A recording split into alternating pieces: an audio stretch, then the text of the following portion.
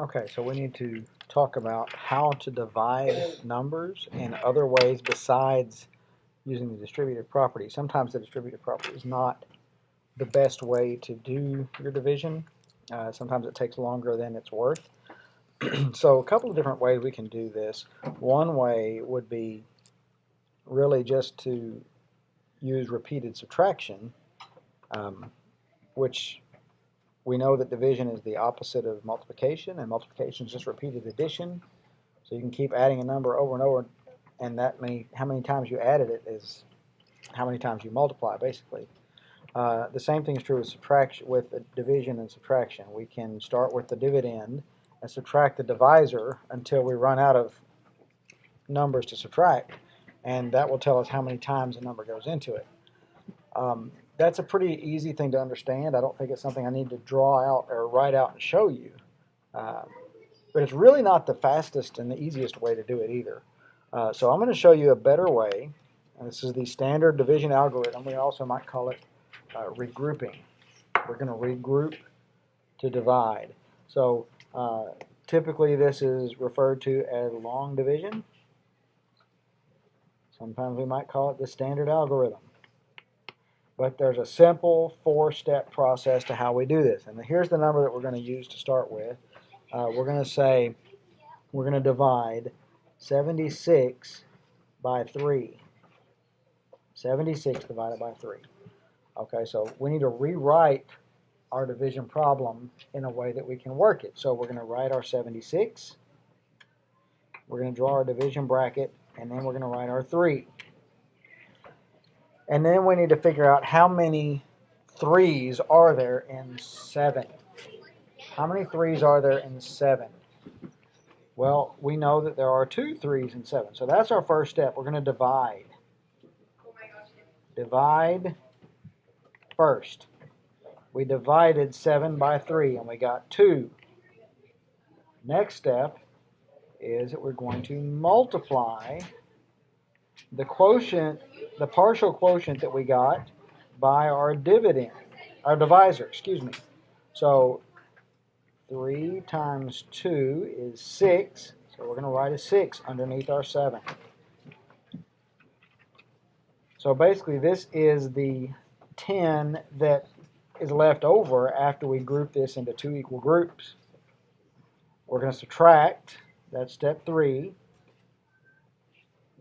Subtract, and we have 110 left. So we're going to share that 110 with the number that's in the ones place, and the way we do that is we bring that number down. Bring down the next digit. So draw a little arrow and write your 6 here. Now we're going to divide 16 by 3. How many groups of 3 can we make out of 16? Well, we know that 3 times 5 is 15, so we'll make 5 equal groups of 3. 5 times 3, step 2 is to multiply. 5 times 3 is 15. Step 3 says to subtract. When we subtract, we get 1, and there aren't any more numbers to bring down, so we can't bring anything down. We have to just leave that 1 left over. And we talked about leftovers on Monday. Those are the remainders. So the way we're going to write that for now is with a little r and the number 1. So 3 goes into 76 25 times, and there's 1 left over. Let's try another one. Let's try 48 divided by 3. 48 divided by 3. If I rewrite this to make the division easier, there's a 48. There's my division bracket. There's my 3 for my divisor. How many groups of 3 can I make out of 4? Only 1. That's my division. I'm going to multiply 1 times 3, gives me 3. I'm going to subtract it and see how many 10s are left. 4 minus 3 is 1, so I have 1 left. I have to bring down my 8 and share it. So How many groups of 3 can I make from 18? I know that 3 times 6 is 18, so I'm going to put a 6 right above that 8. 6 times 3 is 18. I subtract that, and there is nothing left. So 3 goes evenly into 48, 16 times. That one's a pretty easy one. All right, let's do one more. One more that's not quite as easy. We'll have another remainder left. Let's try 72 divided by 5. I'm going to write it over here to make sure that you can see. 72 divided by 5. Rewrite the problem. 72 divided by 5. How many groups of 5 are there in 7? Only 1. That's division. 1 times 5, we're multiplying now. It's 5. Now we're going to subtract 5 from 7. That gives us 2. Then we're going to bring down our 2, which gives us 22.